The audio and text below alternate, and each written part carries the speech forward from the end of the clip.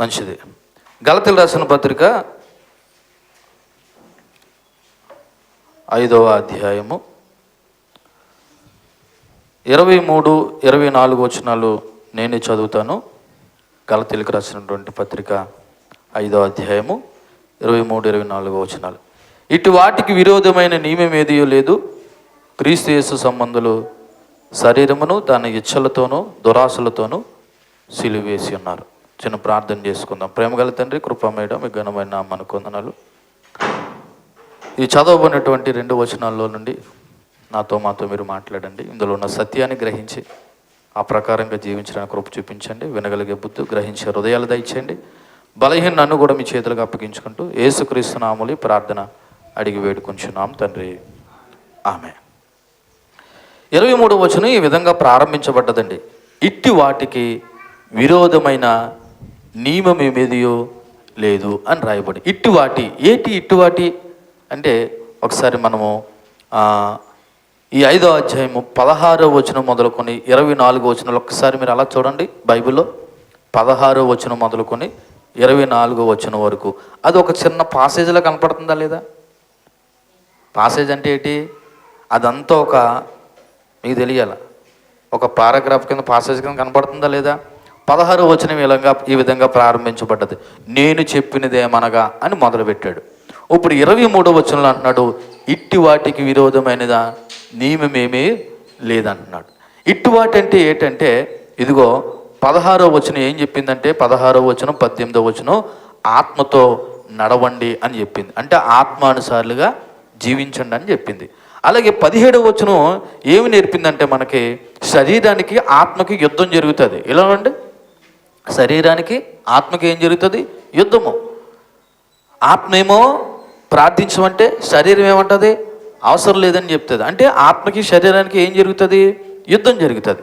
ఇక 19 నుంచి 21 వచనాలు ఏమి నేర్పాయి అంటే శరీర క్రియల గురించి చెప్పాయి. ఏ క్రియలు? శరీర క్రియల గురించి చెప్పాయి.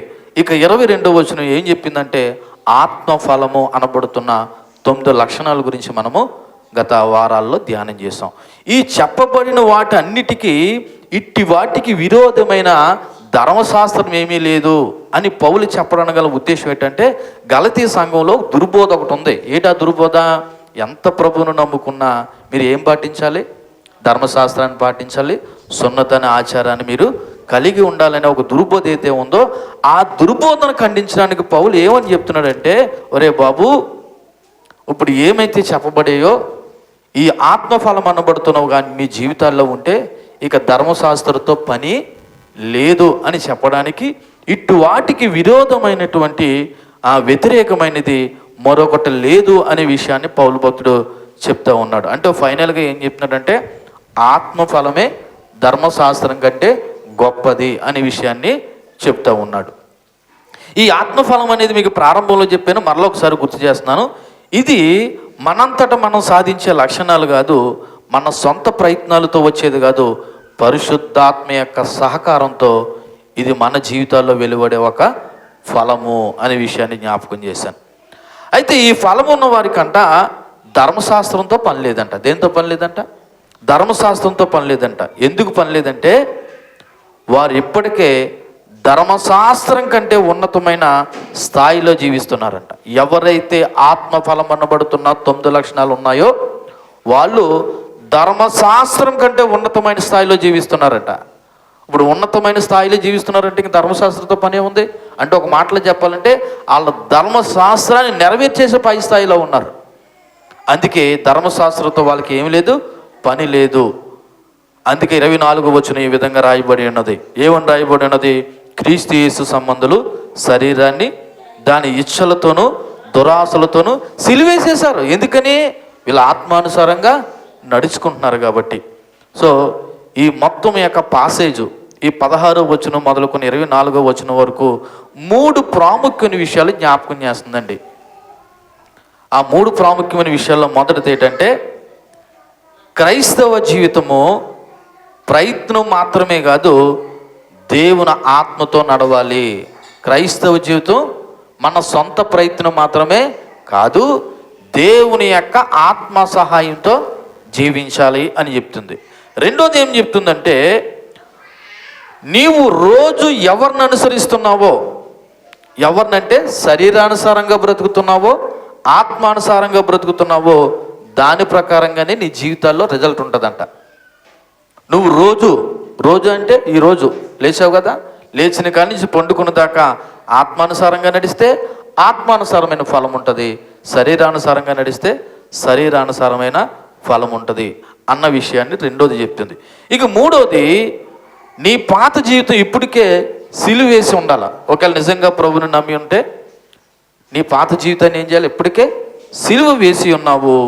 ఇప్పుడు నీ జీవిస్తున్న జీవితం నీ పాత జీవితం కాదు, కొత్త జీవితము జీవించాలనే విషయాన్ని దేవుడు జ్ఞాపకం చేస్తున్నాడు. కాబట్టి ఈ పాసేజ్లో ఉన్న ఈ 2 వచనాలు ఒకసారి మనం ధ్యానం చేద్దాము. అందులో మొట్టమొదటిది ఒకసారి మీరు 23వ వచనం చూడండి. ఇట్టి వాటికి విరోధమైన నియమమేదియో లేదు అని గలతీయ సంఘాల్లో ఉన్న దుర్బోధ అపోహను దృష్టిలో ఉంచుకుని పౌలు భక్తుడు ఈ విధంగా మాట్లాడుతున్నాడు. మోక్షానికి మోసే ధర్మశాస్త్రం కట్టుబడి ఉండవలసిన అవసరం లేదు. అంటే పరలోక రాజ్యానికి వెళ్ళాలంటే మోసే ధర్మశాస్త్రానికి కట్టుబడి ఉండవలసిన అవసరం లేదు. ఎందుకంటే ఆత్మఫలం అనబడుతున్న ఈ 9 లక్షణాలు ధర్మశాస్త్రం యొక్క ఉద్దేశాన్ని ఏం చేసాయంట? నెరవేర్చేసాయి అన్న విషయాన్ని జ్ఞాపకం చేస్తున్నాడు. దీనికి మించినది విరోధమైన నియమం ఏది లేదు. ఒక రకంగా చెప్పాలంటే ధర్మశాస్త్రాన్ని పాటించవలసిన అవసరం లేదు అని గలతీయ సంఘాన్ని చెప్తున్నాడు. ఇప్పుడు మన గురించి చెప్పుకుంటే ఈ లోక అన్యాచారాలు పాటించవలసిన అవసరం లేదు అన్న సంగతి మనం కూడా గ్రహించాలి. పౌలు భక్తులు గలతీకి ఏం చెప్తున్నాడు? బాబు, మీరు క్రీస్తుని విశ్వసిస్తే ఏం పాటించాల్సిన అవసరం లేదని చెప్తున్నాడు. ధర్మశాస్త్ర ఆచారాలు మీరేం పాటించవలసిన అవసరం లేదని చెప్తున్నాడు. ఒకవేళ ఎక్కడున్నా నువ్వు నేను కూడా ఒక క్రీస్తుని విశ్వసిస్తే మనకు ధర్మశాస్త్రం ఉందా? కానీ చాలామంది జీవితంలో లోకాచారాలు ఉన్నాయి, అన్యాచారాలు ఉన్నాయి. అవి కూడా నువ్వేం చేయాల్సిన అవసరం లేదు, పాటించవలసిన అవసరం లేదు. ఎందుకంటే తెలుసా, నువ్వు ఆత్మఫలము కానీ నీలో ఉంటే వీటికి మించిన ఉన్నత స్థానంలో నువ్వు ఉన్నావు అనే విషయాన్ని దేవుడు జ్ఞాపకం చేస్తున్నాడు. పాపం బహిర్గతం చేయడానికి మరియు ప్రవర్తన నడిపించడానికి ధర్మశాస్త్రం ఇవ్వబడ్డదంట. ధర్మశాస్త్రం ఎందుకు ఇవ్వబడ్డదంట? నీ పాపం ఏంటన్నది బహిర్గతం చేయడానికి. నరహత్య చేయరాదు అంటే నరహత్య చేయడంటే అదేంటనమాట? పాపం. నరహత్య చేయరాదు, ఎలాగ ఉండకూడదు అలాగ ఉండకూడదని ఏమి నేర్పింది? ధర్మశాస్త్రము నేర్పింది. అంతేకాదు సమాజంలో ఎలాగ ఉండాలి, అలాగ ఉండాలి, ఎలా నడవాలి అలా నడవాలని ఏం చెప్పింది? ధర్మశాస్త్రము చెప్పింది. కానీ ఈ రోజున దేవుని ఆత్మ విశ్వాసులను దేవుని కోరికలతో సహజంగానే దేవునికి అనుగుణంగా జీవించాలని చెప్తుందంట దేవుని ఆత్మ. అందుకే గలతీ రాసిన పత్రిక 5వ అధ్యాయం 16వ వచనం ఏ విధంగా ప్రారంభమైంది? నేను చెప్పినది ఏమనగా ఆత్మానుసారంగా నడుచుకోండి.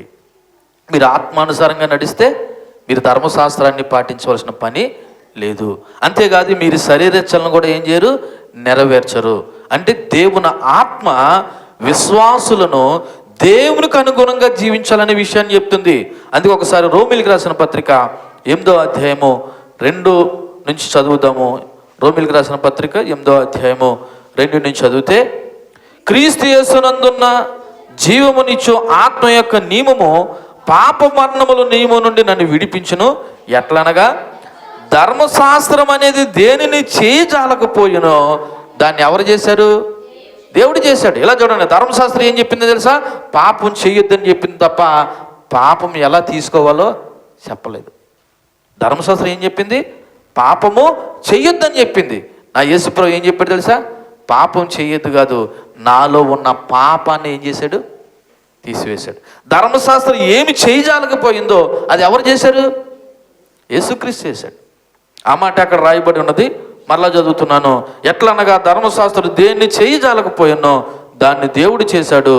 శరీరమును అనుసరింపక ఆత్మను అనుసరించియే నడుచుకును మన యందు ధర్మశాస్త్ర సంబంధమైన నీతి విధి నెరవేర్చబడవలనని పాప పరిహారము నిమిత్తము దేవుడు తన సొంత కుమారుని పాప శరీరాకంతో ఏం చేశాడంటే అండి, ఆయన శరీరమందు పాపమునకు శిక్ష విధించాడు. సో మనలో ఉన్న పాపపు నియమాన్ని తీసివేయడానికి దేవుడు అంటే ఏ ఆకారంతో వచ్చాడంట? పాప శరీరాకారంతో, అంటే శరీరము పాపాన్ని కోరుకుంటుంది. అటువంటి పాప శరీరమైన ధరించని ప్రభు ధరించవలసి వచ్చింది. ఎవరి గురించికి? నీ గురించికి, నా గురించికి. నీలో ఉన్న, నాలో ఉన్న పాపాన్ని తీసివేయడానికి దేవుడు తన సొంత కుమారుని లోకాన్ని పంపించి నీ కొరకు, నా కొరకు చనిపోయాడు. కాబట్టి మనం జ్ఞాపకం చేసుకోవాల్సిన విషయం ఏంటంటే, ఈ రోజున దేవుడు చేసిన యాగము, త్యాగమును మర్చిపోకు. ఈ రోజున మనం ఎంత శుభ్రంగా, సౌఖ్యంగా, ఎంత ఉందాగా ఈ రోజున ఇక్కడ జీవించడమే కాదు, ఆయన్ని విశ్వసిస్తే నిత్య జీవం కలుగుతుంది అన్నటువంటి భరోసా ఈ రోజున దేవుడు మనకి ఇచ్చాడు. నమ్మిన వారి దేవుని స్తోత్రం చెప్పండి. సో ధర్మశాస్త్రం ఏదైతే చేయలేదో, మన ప్రభువు అని యేసుక్రీస్తు పాపముని తీసివేయడమే కాదు, మనలో పాపపు లక్షణాలు ఉండకుండా తన ఆత్మను మనకి ఏం చేశాడంటే సంచుకరువుగా ఇచ్చాడు. సో ఆత్మఫలం అనబడుతున్న సద్గుణాలకు విరోధంగా ఎవ్వరికి ఏ విధమైన నియమాలు పాటించవలసిన అవసరం లేదు. అంటే ధర్మశాస్త్రానుసారంగా నడవలసిన అవసరం లేదని చెప్తున్నాడు. దానికి కొన్ని 3 ఎగ్జాంపుల్ చెప్తాను నేను. మొదటి ఎగ్జాంపుల్ ఏంటంటే, ధర్మశాస్త్రం దొంగతనం చేయొద్దని చెప్పింది. ఆత్మఫలం ఏమన్నా తెలుసా? అసలు దొంగతనం అనే ఆలోచనే రావద్దని చెప్పింది. ధర్మశాస్త్రం ఏం చెప్పింది? దొంగతనం చెయ్యొద్దని చెప్పింది. ఆత్మఫలం ఏం చెప్పింది తెలుసా? అసలు ఆ ఆలోచన నీలో రాకుండా చూసుకోమని చెప్తుంది. ఇప్పుడు ఏది గొప్పది? ఆత్మఫలం గొప్పదా, ధర్మశాస్త్రం గొప్పదా? అందుకే ఆత్మఫలం అనబడుతున్న 9 లక్షణాలు మనలో ఉండాలని చెప్తున్నాను.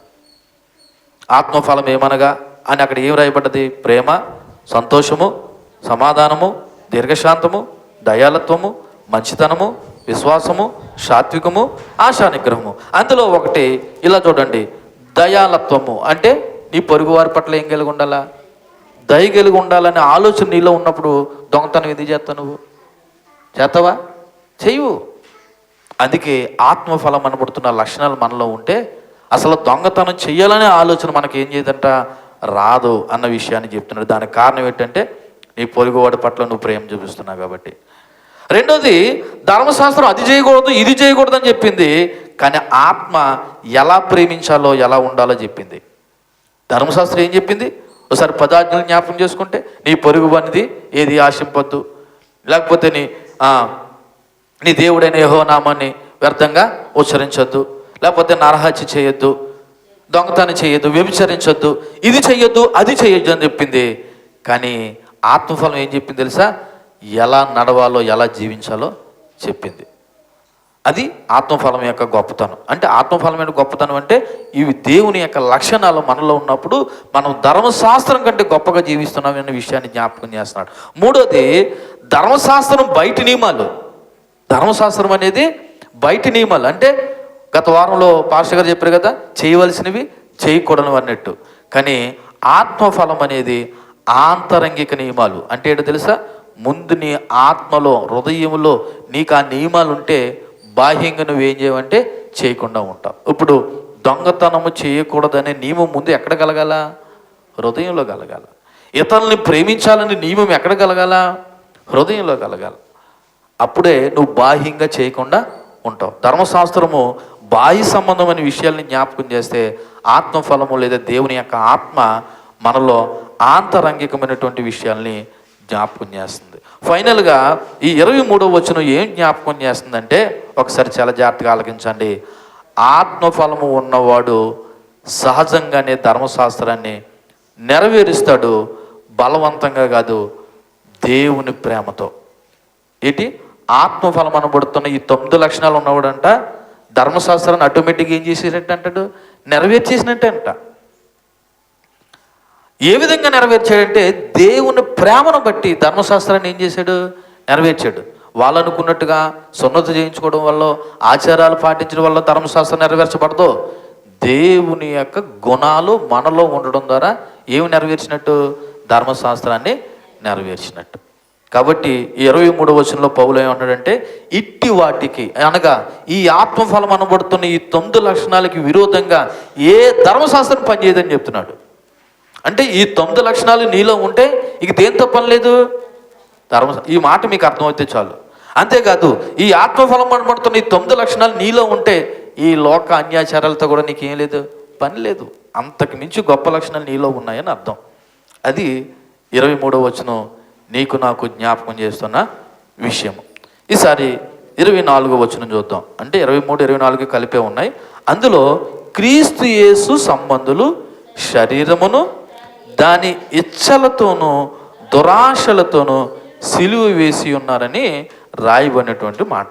ఇక్కడ ఆ వచనంలో మొదటి మాట ఏంటంటే క్రీస్తు యేసు సంబంధులు అని రాయబడి ఉన్నది. ఏ సంబంధులు అంట? క్రీస్తు యేసు సంబంధులు అంటే ఎవరంటే దేవునితో ఐక్యమై ఆయనకి సొత్తు అయినటువంటి ప్రజలే క్రీస్తు యేసు సంబంధులు. మరలా చెప్తున్నాను, దేవునితో ఐక్యమై ఆయనకి సొంతమైన ప్రజలే ఏ సంబంధులు? క్రీస్తు యేసు సంబంధులు. అలా కూడా అర్థం అవ్వకపోతే 3 మాటలు చెప్తున్నాను. ఎవరు యేసుక్రీస్తు సంబంధులు అంటే ఎవరైతే యేసుక్రీస్తును ప్రభువుగా రక్షకుడిగా అంగీకరించారో వాళ్ళే యేసుక్రీస్తు సంబంధులు. రెండోది, ఎవరైతే బాప్తిసం ద్వారా క్రీస్తులో చేర్చబడ్డారో వాళ్ళే యేసుక్రీస్తు సంబంధులు. మూడోది, ఎవరైతే ఆత్మఫలం అనబడుతున్న 9 లక్షణాలు కనబరుస్తారో వాళ్ళే క్రీస్తు యేసు సంబంధులు. ఇక్కడ ఆత్మఫలం కనపరచడమే కాదు, శారీరక క్రియలు కూడా ఏం చేయాలి? మానేయాలి. ఆత్మఫలము చేయవలసింది, శరీర కార్యాలు చేయకూడనది. ఒక మాటలో చెప్పాలంటే ఎవరు యేసుక్రీస్తు సంబంధులు అంటే ఎవరైతే ప్రభువుని నోటితో ఒప్పుకుని హృదయంలో విశ్వసించారో వాళ్ళే యేసుక్రీస్తు సంబంధులు. ఎవరైతే బాప్తిసం ద్వారా దేవునిలో క్రీస్తులో చేర్చబడ్డారో వాళ్ళే యేసుక్రీస్తు సంబంధులు. ఎవరైతే ఆత్మఫలము కనుపరుస్తూ శారీరక క్రియలు మానేశారో వాళ్ళే యేసుక్రీస్తు సంబంధులు. ఈ 3 3 రెఫరెన్స్లు ఒకసారి చూద్దాం. రోమీయులకు రాసిన పత్రిక 10వ అధ్యాయము 9వ వచనం చదువుదాం.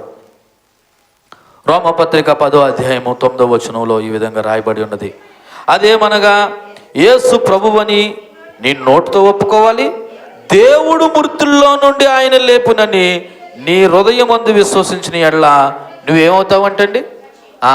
చాలామంది రక్షింపబడ్డావా, రక్షణ పొందుకున్నావా అని అడుగుతారు. ఆ రక్షణ పొందుకోవడం అంటే ఇక్కడ రాయబడిన మాట ఏంటి తెలుసా? యేసు ప్రభువే దేవుడు నీ నోటితో ఒప్పుకోవాలంట. రెండోది, మృతుల్లో నుండి దేవుడు లేపబడ్డాడనే విషయం కూడా నీ హృదయం అందు విశ్వసించినట్లయితే అప్పుడు నువ్వేమవుతావంట? రక్షింపబడతావు. 10వ వచనం, యాలయనగా నీతి కలుగున్నట్లు మనుషుడు హృదయములో విశ్వసించును, రక్షణ కలుగున్నట్లు నోటితో ఒప్పుకుంటాడు. బాప్తిసం నువ్వు నోటుతో ఒప్పుకున్న దాన్ని బట్టి ఏం చేస్తున్నావు? మేము బాప్తిసం ఇస్తున్నాం. కానీ అంతకుముందే హృదయంలో నీకు ఏం కలగాలి తెలుసా? దేవుడు అంటే నమ్మకం కలగాల, విశ్వాసం కలగాలి. ఇలాగ ఎవరైతే ప్రభువును నోటుతో ఒప్పుకున్న హృదయంలో అంగీకరించాలే వాళ్ళేనండి యేసుక్రీస్తు సంబంధులు. ప్రార్థనకు వచ్చిన వాళ్ళు కాదండి. ఆదివారం ప్రార్థనకు వచ్చిన వాళ్ళందరూ యేసుక్రీస్తు సంబంధులు కాదండి. యేసు ప్రభువును నమ్ముకున్నామని కానుకలు ఇచ్చిన వాళ్ళు, లేకపోతే దశంభాగాలు ఇచ్చిన వాళ్ళు, లేకపోతే ఇంకోటి చేసిన వాళ్ళు కాదండి. ఎవరంటే ఫస్ట్ యేసుక్రీస్తు సంబంధులు. ఎవరైతే ప్రభువును నోటితో ఒప్పుకున్న హృదయంలో విశ్వసిస్తారో వాళ్ళే యేసుక్రీస్తు సంబంధులు. రెండోది ఏమని చెప్పండి అక్కడ? బాప్తిసం ద్వారా క్రీస్తులో చేర్చబడాలి. అదే రోమీయులకు రాసిన పత్రిక 6వ అధ్యాయము 3-4 వచనాలు చూడండి. 6వ అధ్యాయం 3-4 వచనంలో క్రీస్తు యేసులోనికి బాప్తిసం పొందిన మనమందరము ఆయన మరణములోకి బాప్తిసం పొందుతామని మీరు ఎరగరా?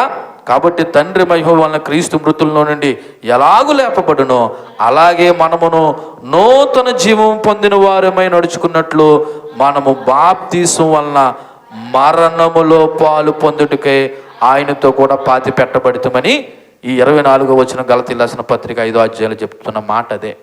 బాప్తిసం తీసుకున్నాడు అందరూ కూడానంట క్రీస్తు మరణంలో ఏం చేయబడ్డారంట? పాతి పెట్టబడ్డారంట. అంటే అర్థం ఏంటి? పాత జీవితం సమాధి చేయబడ్డది. ఇప్పుడు జీవిస్తున్న జీవితము నూతన జీవితం. అందుకే ఈ గలతీయులకు రాసిన పత్రికలను పౌలు భక్తుడు అన్నాడు కదా, ఎన్నో అధ్యాయంలోను 2వ అధ్యాయంలోను 20వ వచనంలో అన్నాడు, నేను క్రీస్తుతో కూడా సిలువేయబడ్డాను. ఈయన ఎప్పుడు సిలువేయబడ్డాడు? పౌలు భక్తుడు ఎప్పుడు సిలువేయబడ్డాడు? అంటే అర్థం ఏంటి తెలుసా? నేను ప్రభువుని నమ్మినప్పుడు నా పాత రోత జీవితాన్ని ఏం చేసుకున్నాను తెలుసా? సిలువేసేసుకున్నాను, సిలువ వేయబడ్డాను. ఇక జీవించువాడును నేను కాను, క్రీస్తే నా యందు జీవించుచున్నాడు. దేవునికి మహిమ కలుగును గాక. ఆ మాట చెప్పాలి ఇక్కడ ఉన్న మనం అందరూ నాతో సహా. ఏమని చెప్పాలి? నాలో ఎవరు జీవిస్తున్నారండి? క్రీస్తే జీవించుచున్నాడని చెప్పినప్పుడే నువ్వు క్రీస్తు యేసు సంబంధవి. చెప్పగలరా ధైర్యంగా? మీ హృదయాల్లో గుండెల మీద చేసి చెప్పగలరా? నిజంగా దేవుడేనండి నా హృదయంలో జీవిస్తున్నాడని చెప్పగలరా? మరి చెప్తే ఏ అన్యాచారం చేయకూడదే, మరి ఏ లోకాచారం చేయకూడదే, శరీర కార్యాలు అనబడుతున్న 19 మనలో ఉండకూడదే, మరి అవి ఉండించుకొని నేను క్రీస్తు యేసు సంబంధం అంటే నీకు ధైర్యం ఎక్కడొస్తుంది? మోసగించుకుంటున్నావు. క్రీస్తు యేసు సంబంధం చెప్పుకోరా అంటే నువ్వు చెప్పగలనే నువ్వు బుర్ర రూపాలంటే ముందు శరీర కార్యాలు నీలో ఉండకూడదు. ఆత్మఫలం నీలో కనబడాలి. అప్పుడే నువ్వు క్రీస్తు యేసు సంబంధం చెప్పాలి. అంతేగాని ప్రభువుని నమ్ముకున్నానండి, పలానా సంఘానికి వెళ్తున్నానండి, నేను ఆదివారం వచ్చి వాక్యం వింటున్నానంటే ఈ రోజున దెయ్యాలు కూడా ఎవరు నమ్ముకున్నాయంట? దేవుణ్ణి నమ్ముతున్నాయంట. అది కాదు నమ్మడం అంటే. శరీర క్రియలు మానేసి ఆత్మఫలం నీలో కనబడాలి. మూడోది, ఆత్మఫలం కనపరుస్తూ శరీర క్రియలు సిలివేయాలనే విషయాన్ని గత కొన్ని వారాలుగా మనం 5వ అధ్యాయము ఆ శరీర కార్యాలు అనబడుతున్న 19, ఆత్మఫలం అనబడుతున్న 9 కూడా ఏం చేసాము? ధ్యానం చేసాం. మరలా గుర్తు చేస్తున్నాను, ఎవరు యేసుక్రీస్తు సంబంధాలు అంటే ఎవరైతే యేసు ప్రభుని నోటితో ఒప్పుకుని హృదయంలో విశ్వసిస్తారో వాళ్ళే యేసుక్రీస్తు సంబంధులు. రెండోది, ఎవరైతే నీటి బాప్తీసం ద్వారా క్రీస్తులకు చేర్చబడ్డారో వాళ్ళే యేసుక్రీస్తు సంబంధులు.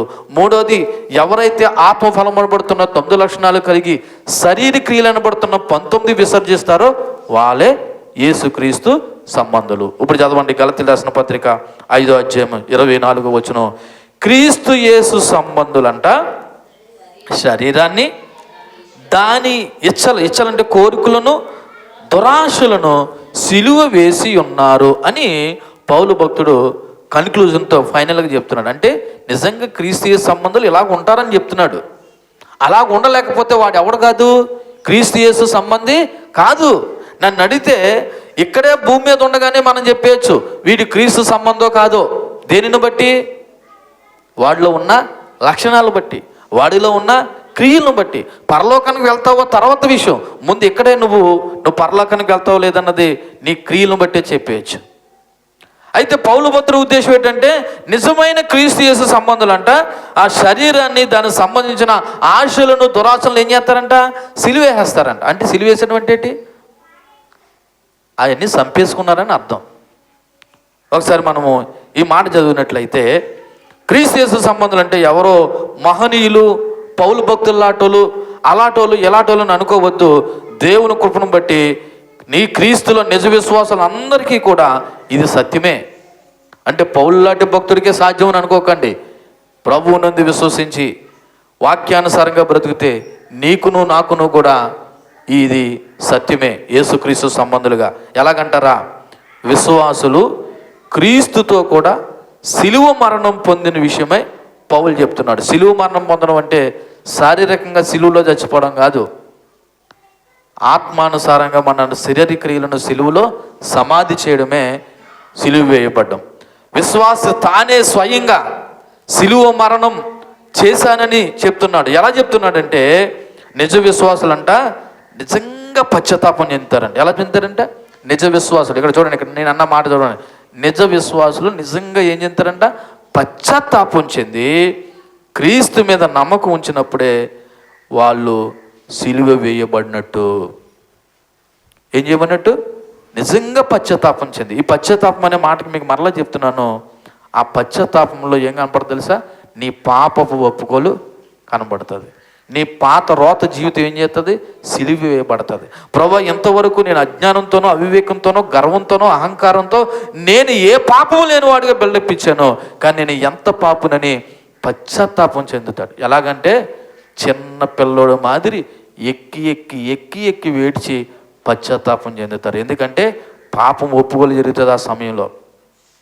ఆ అనుభవం కలిగిన వారికి అది అర్థమవుతుందండి.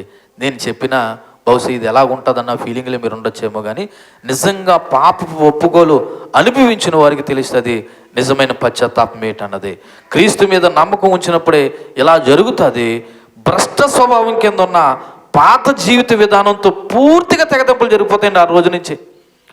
ఎప్పుడైతే క్రీస్తులో నిజమైన పశ్చాత్తాపం చెందామో ఆ రోజు నుంచి అంట భ్రష్ట స్వభావంతో కూడిన పాత జీవితం యొక్క తెగదెంపులు పూర్తిగా తెగిపోయి క్రీస్తులో మనం నూతనంగా మార్చబడతాం. దేవునికి మహిమ కలుగును గాక.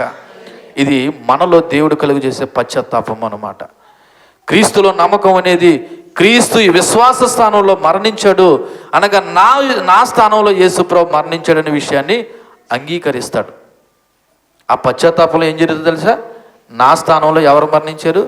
యేసుక్రీస్తు మరణించాడనే సత్యాన్ని అంగీకరిస్తాడు. అంటే సిలువ ఎక్కవలసింది నేను, నా బదులు నా స్థానంలో ఎవరు ఎక్కారు సిలువ? యేసుక్రీస్తు ఎక్కాడని విశ్వాస చెప్పడమే సిలువ వేయబడడం అంటే. అంతే తప్ప శారీరకంగా మనం కూడా 2 చెక్కల మీద ఏలాడి సిలువ వేయబడడం గురించి మాట్లాడట్లేదు. నా స్థానంలో నా ప్రభువు అని యేసుక్రీస్తు ఏం చేయబడ్డాడు?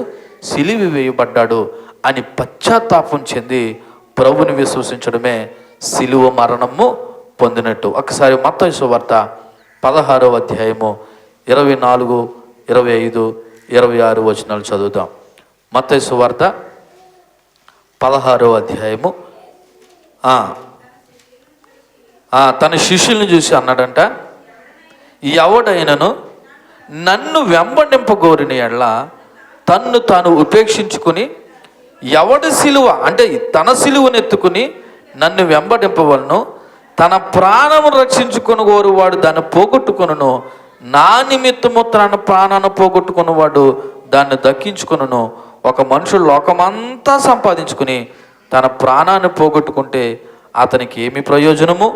ఒక మనుషుడు తన ప్రాణమునకు ప్రతిగా ఏమి ఇయ్యగలడు? అంటే అర్థం ఏంటంటే,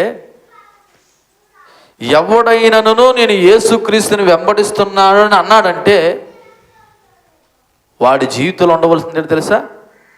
ఎవడు సిలువ వాడు ఎత్తుకుని ఏం చేయాలంటే యేసుక్రీస్తుని వెంబడించాలి. ఇక్కడ సిలువ అనే మాటకు అర్థం ఏంటో తెలుసా? నీ పాప బ్రతుకు సమాధి చేయబడి నూతన జీవితం క్రీస్తులో నడవడం. ఏంటండి సిలువ అంటే ఏంటి? నీ పాపపు జీవితము, నీ రోత జీవితము, నీ గతకాలపు గతించిన స్వభావం అంతా సిలువ వేయబడి దేవుడు ఏమైతే నీ నుండి నా నుండి కోరుకుంటున్నాడో ఆ స్వభావంలో యేసుక్రీస్తుని వెంబడించడమే సిలువనెత్తుకోవడం. కాబట్టి ఎవడికి వాడే తన సిలువనెత్తుకుని నన్ను వెంబడించాలి. ఎవరిని వెంబడించాలి? నువ్వు ఎవరిని పడితే వాళ్ళని వెంబడించడం కాదు. ఏ ఫాస్టర్ గారిని వెంబడించుకో.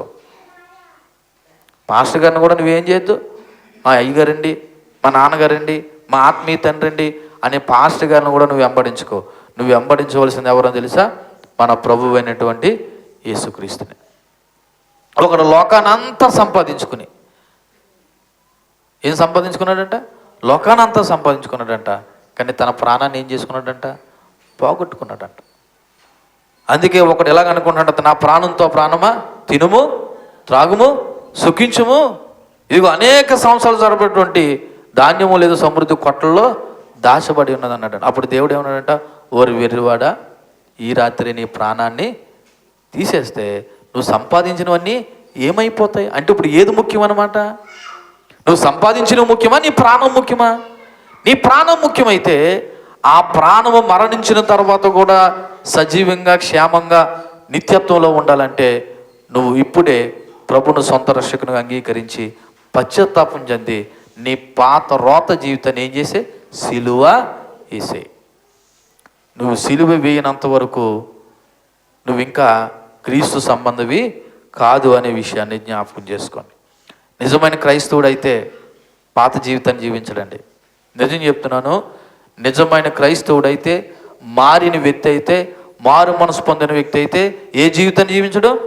పాత జీవితాన్ని జీవించడం. ఒకవేళ జ్ఞాపకం రావచ్చు, అలా చెయ్యాలనిపించవచ్చు, కానీ చెయ్యకుండా వాడి దేవుడు అంటే భయం కలిగి జాగ్రత్త వహిస్తాడు.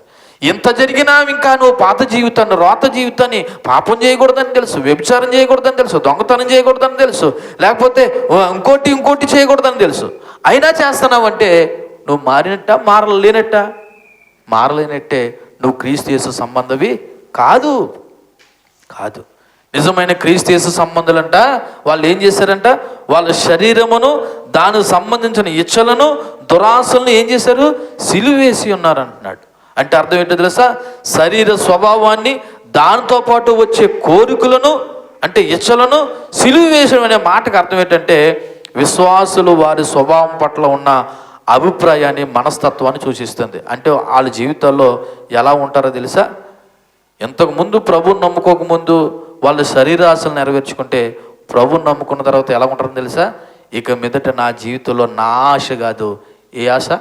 దేవుని యొక్క ఆశ నెరవేరాలని భావిస్తారు, జీవిస్తారు.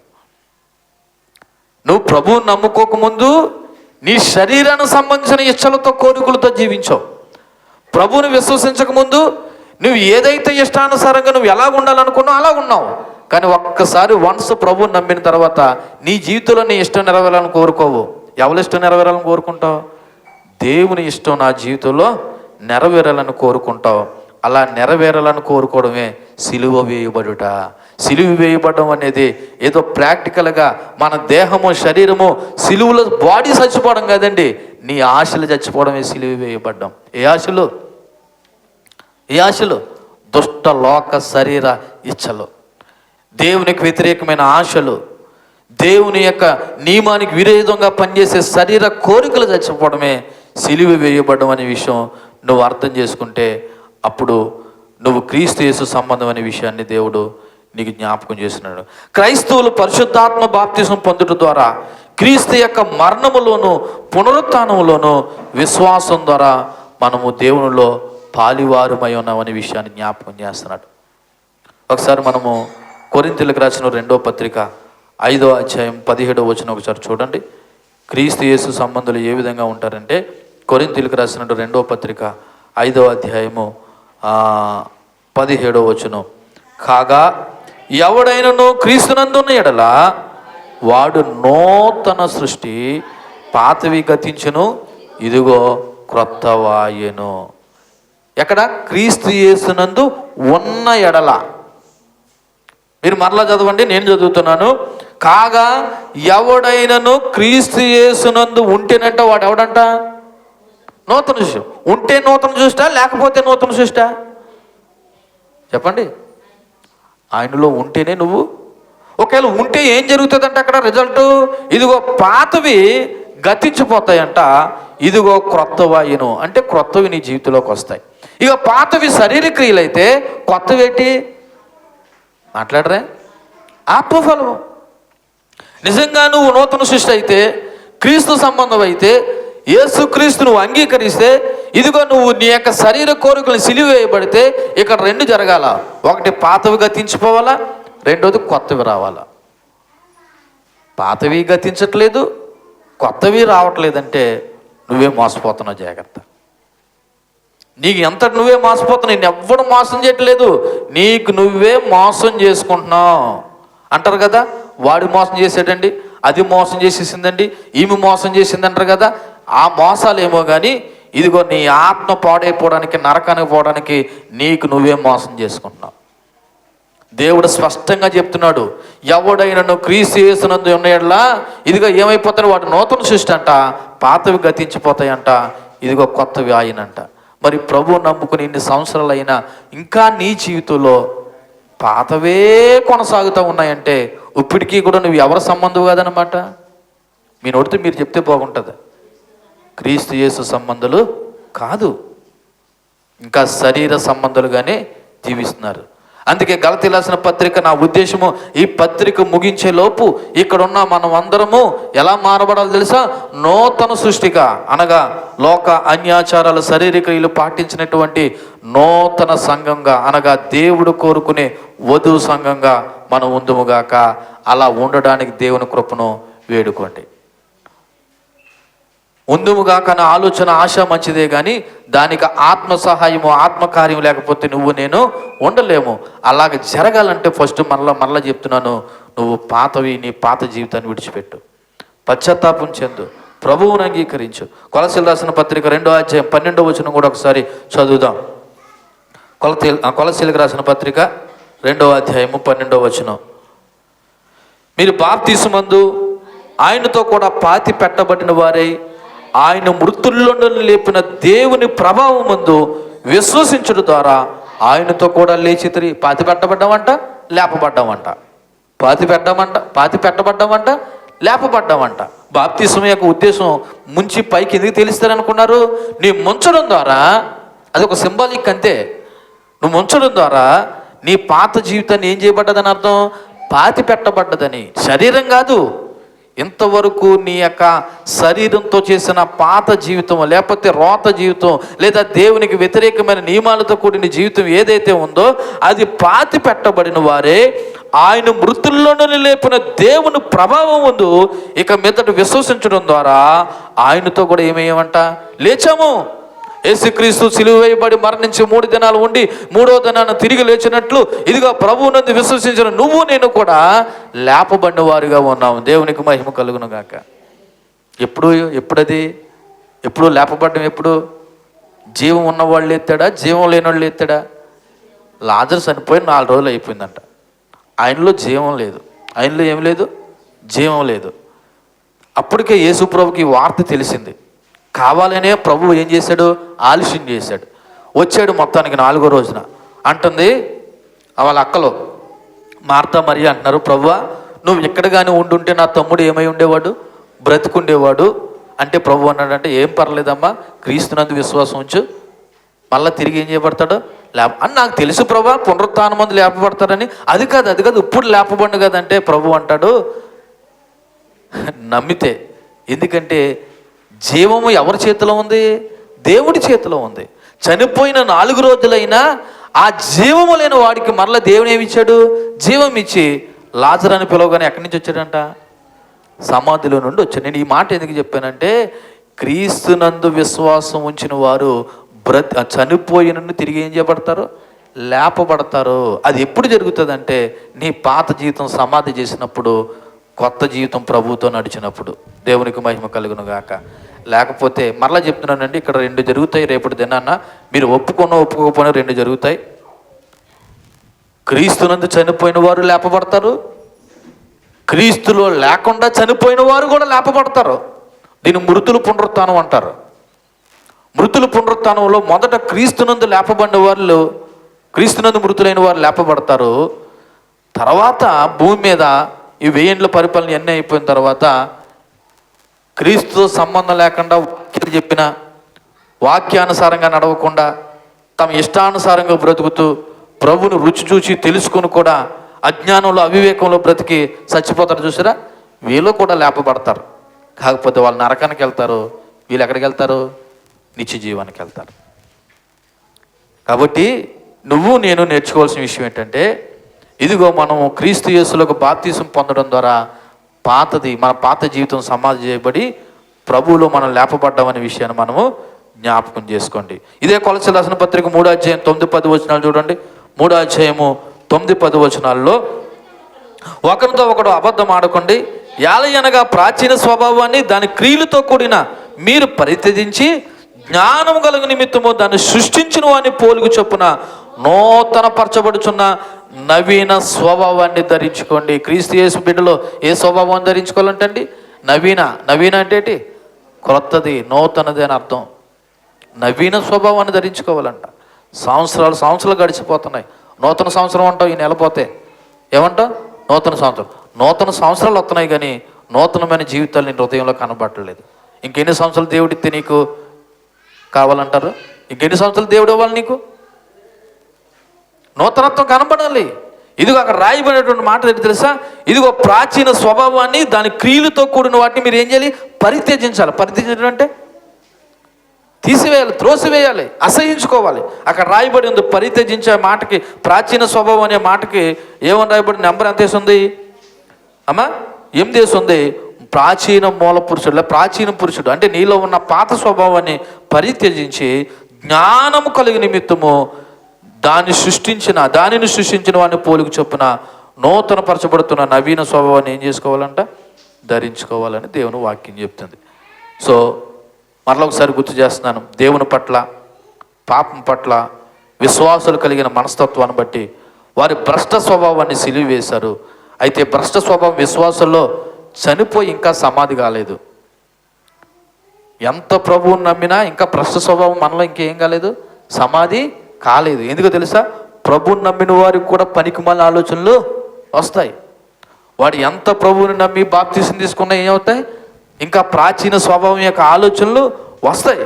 కాకపోతే పరిశుద్ధాత్ముడికి లోబడితే ఆయన ఏం చేస్తా తెలుసా? ఆ పాత స్వభావం ఆలోచనలు వచ్చినా దేవుడు దాని నుండి నిన్ను తిప్పివేసి నవీన స్వభావంలోకి ఏం చేస్తాడు? నడిపిస్తాడు. ఎప్పుడు? నువ్వు పరిశుద్ధాత్మకి లోబడినప్పుడు. అందుకే ఆత్మానుసారంగా నడవండి అని చెప్పాడు. మీకు విషయం చెప్పనా? పాస్టర్ గారికి లేకపోతే ప్రభు నమ్మిన వారికి పనికిమాల ఆలోచనలు, దుష్ట ఆలోచనలు రావనుకుంటున్నారా? వస్తాయి. కానీ పరిశుద్ధాత్మకు లోబడ్డం ద్వారా దేవుడు ఏం చేస్తాడు? దాన్ని త్రిప్పివేస్తాడు. అందుకే మనం ప్రభువుని అప్పగించుకోవాల్సింది. అర్థమైందా? ప్రభు నమ్మేసుకున్నంత మాత్రాన్ని అంటే కుదరదు. నువ్వు పరిశుద్ధాత్మ కూడా ఏమవ్వాలి? లోబడాలి, ఆయనకు అప్పగించుకోవాలి. సో పరిశుద్ధాత్మ దేవుడు నీలో కార్యం ఏంటంటే దేవుడికి ఇష్టం వచ్చినట్లు మనల్ని నడిపించడానికి పరిశుద్ధాత్మలో ఉపయోగపడతాడు, సహాయపడతాడు. అందుకే మనం ప్రతిరోజునంట సిలువ ఎత్తుకోవాలంట. ప్రతిరోజు ఏం ఎత్తుకోవాలి? సిలువ ఎత్తుకోవాలనే మాటకు అర్థం ఏంటంటే ప్రతిరోజు నీ పాప జీవితాన్ని సమాధి చేసుకుంటూ నూతనమైన జీవితంతో ప్రభుని వెంబడిస్తూ పోవాలి. లోకాసు వార్త 9వ అధ్యాయం 23వ వచనం అక్కడ జ్ఞాపకం చేస్తున్నావు చూడండి ఒకసారి. లోకాసు వార్త 9వ అధ్యాయము 23వ వచనం. 9వ అధ్యాయం 23వ వచనం. మరియు ఆయన ఎట్లా అన్నాడు? ఎవడైనను తన్ను తాను ఉపేక్షించుకొని ప్రతిదినం అన్నాడు, అప్పుడప్పుడు అన్నాడండి. ప్రతిదినము తన సిలువుని ఎత్తుకుని నన్ను వెంబడింపాలని యేసుక్రీస్తు అంటున్నాడు. ఇక్కడున్న మనం అందరం ఎవరు వెంబడించాలండి? మీకు ఇందాకలని చెప్పి ఏ పాస్టర్ గారిని కూడా మీరు ఫాలో అవ్వకండి, ఏ వ్యక్తిని మీరు వెంబడించకండి. నీ కొరకు నా కొరకు సిలువలో మాదిరైనటువంటి యేసుక్రీస్తును మాత్రమే మనం ఏం చేయాలి? వెంబడించాలనే విషయాన్ని మీకు దేవుడి ప్రతిదినము ఆయన సిలువను ఎత్తుకొని, అంటే మన సిలువను ఎత్తుకొని ఆయన వెంబడించాలి. లేకపోతే నువ్వేమనుకుంటావు తెలుసా? నా సొంత క్రియల వల్లే నేను ఇంత బతిగా బతుకుతున్నాను అనుకుంటావంట. దీనివల్ల నా సొంత క్రియల వల్లే, నా ప్రార్థన వల్లే, లేకపోతే నా మాట వల్లే, నా భక్తి వల్లే అనుకుంటావంట. లేదు లేదు, నువ్వు ప్రభుని వెంబడిస్తే నువ్వు ఎవరి భక్తి చేస్తున్నావో, ఎవరి వల్ల జీవిస్తున్నావు అనే విషయం నీకు అర్థమవుతుంది. నేను ముగించే ప్రయత్నం చేస్తున్నాను. పాత స్వభావం చనిపోతేనే ఆత్మఫలము పండుతుంది. ఏ స్వభావం చనిపోతే? మీకు గలతీ రాసిన పత్రిక 5వ అధ్యాయంలో 19వ వచనం శరీర కార్యాలను చూసారా? అవన్నీ చనిపోతేనే ఆత్మఫలం అనేది పండుతుంది. ఆత్మఫలం పండితేనే పాత స్వభావం క్షీణిస్తుంది. రెండేట్లకి అర్థం తెలియలేదా? మరలా చెప్తున్నాను. ఫస్ట్ మనలో ఉన్న పాత స్వభావం ఏమైపోలా? చనిపోతే ఆత్మఫలం ఏమవుతుందంట? పండుతుందంట. ఆత్మఫలం పండితేనంట ఇంకా ప్రభువు నమ్ముకున్న జరిగి దుల ఆలోచనలు వస్తాయని చూసావా? అది ఏమవుతాయి? క్షీణిస్తుంది. ఎందుకంటే నీలో ఏముంది? ఆత్మఫలం ఉంది, ఆత్మ ఉంది, ఆత్మకు లోబడే తత్వం ఉంది. కాబట్టి ఆత్మఫలం పండితేనే పాత స్వభావం క్షీణిస్తుంది. ఆత్మఫలం ఉన్నవాడి కంటండి ధర్మశాస్త్రం అవసరం లేదంటండి. ఆత్మఫలం ఉన్నవాడికి ఏం అవసరం లేదు? మన భాషలో చెప్పాలంటే ఆత్మలో నడిచేవాడికి శరీర లోకాచారాలతో పని లేదు. ఎవడో ఏదనుకుంటాడని, ఆ మనిషి ఏదనుకుంటుందని, ఈ మనిషి ఏమనుకుంటుందని కొంతమంది వాళ్ళ గురించి ఆలోచించి, ఎవరి గురించి? ఇరుగు పొరుగు వాళ్ళ గురించి ఆలోచించి కొన్ని లోకాచారాలు చేస్తూ ఉంటారు. క్రీస్తులో ఉన్నవాడికి దీనితో ఏమీ పని లేదు. ఎందుకంటే అతను హృదయం ఇప్పటికే మారిపోయింది. ఇక తన శరీరాశలు అతను ఆధిపత్యం చేయలేవు. ఒక్క మాటలో చెప్పాలంటే చాలా జాగ్రత్తగా ఆలకించండి. ఆత్మఫలము సిలువ మరణం యొక్క ఫలితం. ఆత్మఫలం అనేది సిలువ మరణం యొక్క ఫలితం. అయితే సిలువ మరణం అంట ఆత్మఫలానికి మార్గం అంట. ఆత్మఫలానికి మార్గం అర్థం కాలేదా? ఒకసారి మరలా గుర్తు చేస్తున్నాను. ఆత్మఫలం అనేది సిలువ మరణం పొందడం ద్వారా ప్రభు మన కొరకు ఇచ్చినటువంటి ఒక గొప్ప ఫలితం. అయితే ఆ సిలువ మరణము మనం ఆత్మలో నడవడానికి ఒక మార్గం అయ్యింది. ఫైనల్గా నేను ముగించే ముందు మిమ్మల్ని అడుగుతున్నాను, ఎంత వాక్యం విన్న తర్వాత నీ శరీరం అనబడుతున్నా నీ పాత రోత స్వభావాన్ని నువ్వు సిలువేసావా?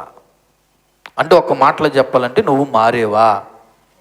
లేదా ఇంకా పాపంలోనే జీవిస్తూ శరీరానుసారంగా జీవిస్తున్నావా? ఒకవేళ శరీరానుసారంగా మారను బ్రతుకుతూ ఉంటే గుర్తుపెట్టుకో, నువ్వు క్రీస్తు యేసు సంబంధవి కాదు. క్రీస్తు యేసు సంబంధులు అయితే ఏం చేస్తారంట? అక్కడ రాయబడిన మాట, ఇదిగో క్రీస్తు యేసు సంబంధులు శరీరాన్ని, శరీరం ద్వారా వచ్చే కోరికలను, దురాశలను కూడా ఏమేస్తారంట? సిలువ వేస్తారంట. ఎవరు? ఏ సంబంధులైతే? యేసుక్రీస్తు సంబంధులైతే. మరి యేసుక్రీస్తు సంబంధులుగా నువ్వు మారాలంటే మరలా చెప్తున్నాను, నీ శారీరక కార్యాలు ముందు నువ్వు విడిచిపెట్టాలి. ఆత్మఫలం నీలో ఫలించాలి. అప్పుడే నువ్వు యేసుక్రీస్తు యొక్క సంబంధం అవుతావు. అప్పుడే నీ శరీరాన్ని కానీ, నీ శరీర కోరికలు కానీ, నీ ఇచ్చలు కానీ నెరవేర్చుకో. ఏమంటావు తెలుసా? నీ నోటంటే వచ్చే మాట, ప్రభా నా జీవితంలో పలానది జరిగినా జరగకపోయినా నీ కోరిక నీ చిత్తమే నా జీవితంలో జరుగునుగా కన్న స్థితికి వస్తావు. అది ఎప్పుడో తెలుసా? నువ్వు ఆత్మానుసారంగా నడుస్తున్నప్పుడు. దాని ద్వారానే నువ్వు మారేవో లేదన్నది కూడా నువ్వు తెలుసుకోవచ్చు. ఒకసారి నేను ముగిస్తున్నాను. నువ్వు ఇంకా శరీరానుసారంగా ఉన్నావో, ఆత్మానుసారంగా ఉన్నావో ఆలోచించే. ఇంకా నీ పాత రోత జీవితాన్ని సిలివేసావో, లేదా ప్రభుని వెంబడిస్తున్నావో లేదన్నది ఆలోచించే. ఇంత వాక్యం విని ఇన్ని సంవత్సరాలు భక్తి చేసి ఇంకా లోక అన్యాచారాలు పాటిస్తూ శరీరానుసారంగా నడిస్తే గుర్తుపెట్టుకో, ఏం చేస్తుందో తెలుసా? ఒకవేళ ఈ రోజే నువ్వు చనిపోతే ఏమైపోతావు తెలుసా? నరకపాత్రులు అయిపోతావు.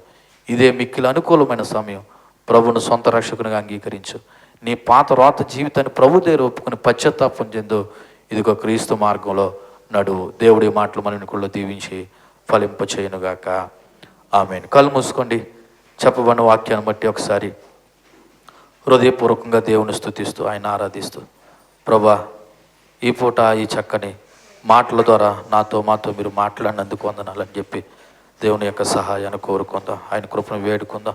ఆయన స్తుతి